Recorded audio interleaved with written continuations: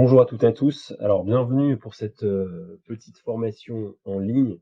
Alors, aujourd'hui, pour changer un petit peu du format podcast, ce que je vous propose, c'est de voir ensemble pour répondre à des questions qui nous ont été posées. C'est vraiment de faire une sorte de petite formation en une vingtaine de minutes sur une thématique qui revient de plus en plus régulièrement et sur laquelle on est de plus en plus sollicité, c'est notamment les signalements RPS avec les audits internes. Signalement RPS, audit interne, c'est quoi? Cette formation aujourd'hui, elle a la destination essentiellement en réalité des décideurs des collectivités, mais également des centres hospitaliers ou des établissements publics.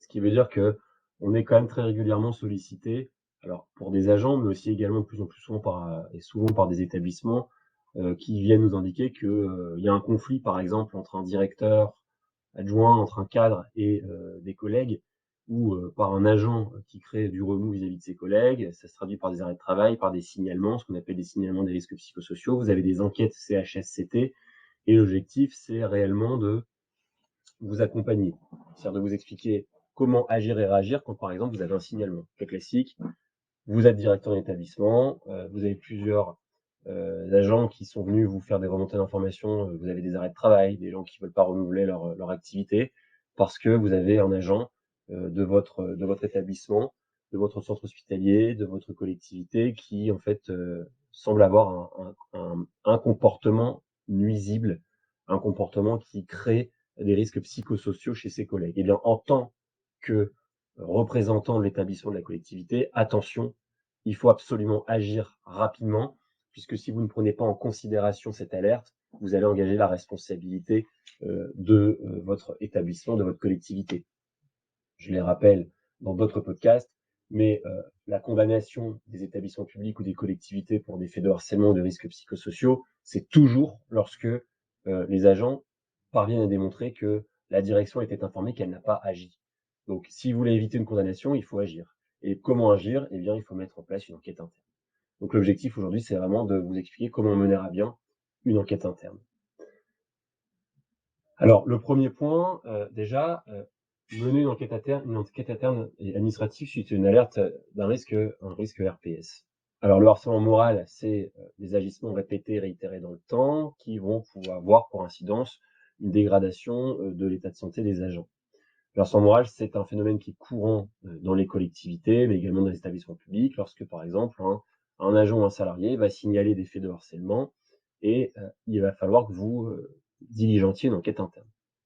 Comme vous le savez, vous pouvez suspendre à titre conservatoire la personne qui est visée par ces accusations. C'est un arrêté de suspension administrative de 4 mois. Vous suspendez cet agent le temps de l'enquête. C'est pas une présomption de culpabilité, c'est simplement des dispositions légales qui vous permettent de suspendre cet agent.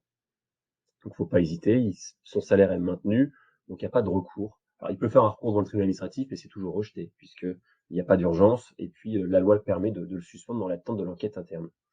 Alors, enquête administrative, c'est quoi? C'est un procédé qui permet de faire la lumière sur les agissements dénoncés par un agent, et ça vous permet d'établir la véracité ou non de ces accusations. Ça vous ouvre également la possibilité de mettre en place, pourquoi pas, une médiation pour résoudre l'affaire assez rapidement.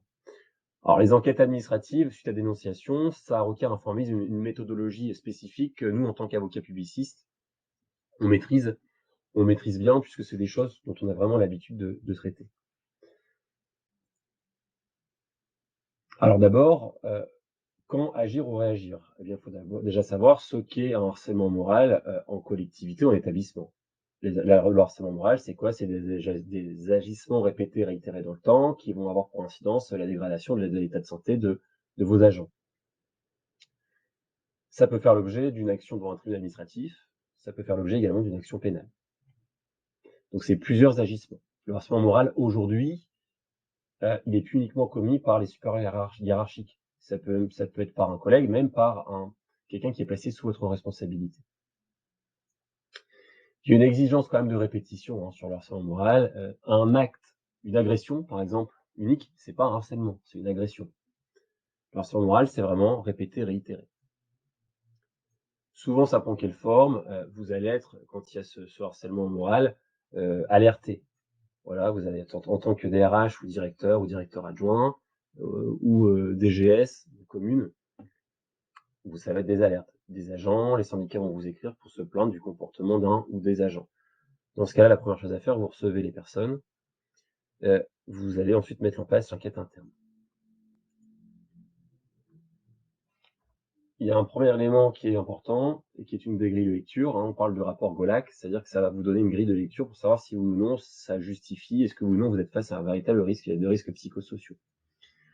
Le risque psychosociaux a été défini par rapport Golac comme un risque pour la santé mentale, physique et sociale, qui est engendré par les conditions d'emploi et les facteurs organisationnels et relationnels qui sont susceptibles d'interagir avec un fonctionnement mental. Donc il y a 3 grands sujets qui sont concernés par les RPS, les risques psychosociaux, c'est le stress pour les conditions de travail, le harcèlement moral que je viens de décrire et le harcèlement sexuel. Alors vous avez différents agissements qui sont constitutifs d'un harcèlement moral. Vous avez le dénigrement, les tâches dévalorisantes, des violences verbales, les mises à l'écart, la privation de matériel et les avertissements qui sont infondés. Donc ça, c'est vraiment un faisceau d'indices. C'est pas exclusif. Vous avez d'autres éléments, mais c'est vraiment les éléments constitutifs qu'on retrouve le plus souvent. Alors, la première question que vous devez vous poser en tant que décideur, c'est quelle conduite à tenir?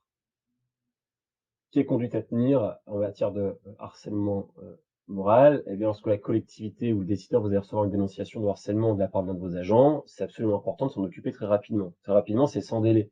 On ne met pas sous le coude ou sous un coin de table un dossier avec une dénonciation de harcèlement pendant 1 mois ou 2 mois. Il faut agir rapidement. Attention, souvenez-vous ce que je vous ai dit tout à l'heure en guise d'introduction. Plus vous allez tarder à agir et réagir, et surtout si vous n'agissez pas, vous allez engager votre responsabilité devant la juridiction administrative, qui condamne de plus en plus souvent les collectivités et les établissements pour harcèlement ou pour conditions de travail dégradantes. D'ailleurs, là-dessus, on fera une capsule sur une décision récente. Alors la collectivité, en tant que collectivité, dès que vous avez ce premier signalement, c'est tout de suite d'effectuer, comme je l'indique, des investigations poussées. Il faut garder en tête que si vous avez un signalement, tout de suite, il faut dire, voilà, je vais mandater un cabinet d'audit, vous allez le faire ou vous allez nous mandater en tant que cabinet d'avocats pour mettre en place une enquête interne qui va être la garante de l'indépendance, de l'impartialité et de l'objectivité. Attention, c'est, entre guillemets, si je veux être assez casse-gueule, ce type d'enquête interne, donc soyez totalement objectif. Quand vous allez recevoir les personnes qui se plaignent d'un collègue qui est toxique, écoutez-les, mais ne prenez pas parti. De même, lorsque vous allez convoquer et écouter la personne qui fait l'objet de l'enquête administrative interne, écoutez-la, mais ne prenez pas parti. Rappelez-lui ses droits, ses obligations, mais rappelez-lui ses droits. Soyez objectif et neutre. C'est le principe du contradictoire, c'est extrêmement important. Ne mettez pas en difficulté toute la procédure disciplinaire en ayant un comportement qui ne soit pas neutre et objectif. Vous allez être certes l'autorité de poursuite, mais à ce stade de l'enquête interne, vous êtes surtout l'autorité d'investigation. Vous ne savez pas s'il va y avoir des poursuites, puisque vous êtes en cours d'investigation. En cours d'enquête interne, ne prenez jamais parti. D'accord? Restez le plus neutre possible. Je le répète, mais c'est extrêmement important. Alors, sur les objectifs de l'enquête interne, vous avez 3 choses: sécurisation, responsabilité, écoute et indépendance. La sécurisation, ça veut dire quoi? C'est d'éviter tout risque contentieux pour la collectivité et l'établissement. La responsabilité, c'est la prise en charge immédiate et objective de votre problématique. Et l'écoute et l'indépendance, je viens de le dire, c'est l'entretien contradictoire, indépendant, mené avec rigueur et impartialité. Un point important sur cette slide, la dénonciation du fait d'un harcèlement, ça n'oblige pas systématiquement votre collectivité, votre établissement à mener une enquête administrative. Ça va être vous de regarder quand même si ou non le dispositif de l'investigation se justifie. C'est quand même extrêmement opportun, comme je disais, de diligenter, je ne vais pas dire systématiquement, mais quand même souvent des enquêtes. Pour 2 raisons principales. Primo, parce que l'enquête administrative est indispensable pour établir la véracité des informations et comprendre les circonstances des agissements dénoncés. Au terme de cette enquête, vous allez avoir des éléments clairs pour déterminer et justifier les mesures adoptées face à cette situation. C'est simplement ce qu'on appelle la prise d'info. C'est une prise d'information. Surtout que vous allez entendre plusieurs personnes, vous allez pouvoir recouper les informations entendre les personnes accusées et les personnes accusatrices, ce qui va vous permettre d'avoir avoir des informations rapides. Également, ça va vous permettre de satisfaire à l'esprit de la loi, comme j'indiquais tout à l'heure, puisque si vous n'agissez pas, vous risquez d'engager votre responsabilité. Et enfin, ça doit être engagé de manière contradictoire, avec rigueur, impartialité, c'est ce que j'indiquais tout à l'heure. On peut en réalité estimer, alors ça dépend, hein, c'est vraiment une estimation, se projeter sur 1 à 5 semaines pour mettre en place ces procédures d'investigation. La première semaine, ça correspond vraiment à une réunion de cadrage avec l'équipe de direction pour évaluer un peu la situation et que nous permet de contextualiser la situation. Ensuite, sur une deuxième semaine, on va être sur les investigations, les auditions des différentes personnes qui ont été témoins des faits. Alors, il faut que ce soit des témoins directs. Pourquoi? Parce que des témoins indirects, ça a peu d'intérêt et de toute façon, c'est pas pris en considération par la juridiction en cas de contentieux. Troisième phase, c'est la phase rédactionnelle, où on va reprendre par écrit l'ensemble des auditions et des investigations. Et puis la dernière phase, c'est la phase de conclusion-préconisation. La phase de conclusion-préconisation, c'est quoi? C'est on va rendre en fait une consultation confidentielle au bénéfice du décideur, sur lequel on donne nos préconisations. Et puis les conclusions, c'est simplement en fait la rédaction du rapport de saisine et puis la mise en œuvre de la procédure disciplinaire avec la saisine du conseil de discipline. Donc, quand j'ai dit réunion de cadrage, hein, c'est vraiment organisé avant le début de toute enquête interne. Le but, c'est de déterminer ensemble les modalités de déroulement de la procédure, de lister les faits allégués par l'auteur, lister les personnes auditionnées lors des entretiens. On va regarder ensemble, et je vais vous indiquer l'ensemble des documents que nous devons collecter et consulter dans le cadre de l'enquête. Également, il faudra qu'on détermine ensemble le lieu de déroulement de l'enquête, et puis les personnes qui doivent être interviewées, ainsi que un petit rappel sur, comme j'indique toujours, l'atmosphère d'impartialité qui est extrêmement important, puisqu'il y a un caractère non coercitif des auditions. On met en place des entretiens individuels avec les témoins et les protagonistes. Sur la rédaction, c'est que lorsqu'on a terminé avec les auditions, on rédige notre rapport de synthèse, on va résumer toutes les étapes et on va faire les comptes rendus d'entretien individuels qu'on va venir ensuite faire signer aux personnes qui ont été auditionnées. C'est très important pour attester de la véracité des propos. Et dans le cas des conclusions, c'est la conclusion de la matérialité des faits, où on rend une note d'orientation sur ce qu'il faut mettre en place, et puis si on valide cette note d'orientation, on met en place concrètement la saisine du conseil de discipline. Alors les garanties de l'enquête interne, c'est encore une fois le contradictoire, la confidentialité, la sécurité juridique et la qualité. Le respect contradictoire, comme j'indiquais, c'est que dès lors qu'on est en charge de la procédure, les interviews doivent être faites de manière totalement objective et dans le respect de la parole. On ne coupe pas la parole, on ne prend pas parti.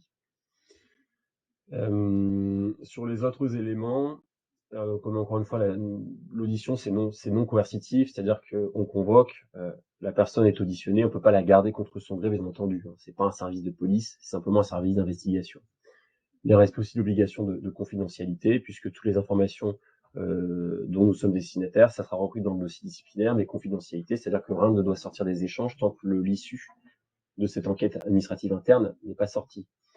Ça, c'est un point important parce que souvent la personne qui est mise en cause dit c'est pas normal, j'ai pas accès au fur et à mesure des auditions. Mais si c'est tout à fait normal puisque c'est la procédure et c'est le code qui veut ça. Vous êtes destinataire de la procédure quand tout est terminé.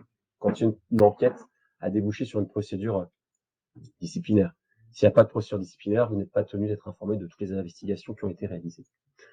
Voilà un petit peu pour les quelques éléments rapides sur comment mener une enquête interne. J'en ai terminé. Je sais même plus si j'avais présenté le cabinet en guise d'introduction, mais je crois pas. Hein, donc, cabinet Ingénieur, donc on est à Paris, Lyon, Lille et Arras. Vous pouvez retrouver entendu toutes les informations sur le cabinet, sur le site internet. Et je vous remercie de votre attention. N'hésitez pas à nous contacter pour tout besoin d'informations. L'intégralité de ces infos sont présentes sur le site, sur le blog dédié justement au contentieux disciplinaire. Merci et à très bientôt pour d'autres éléments d'information sur d'autres sujets.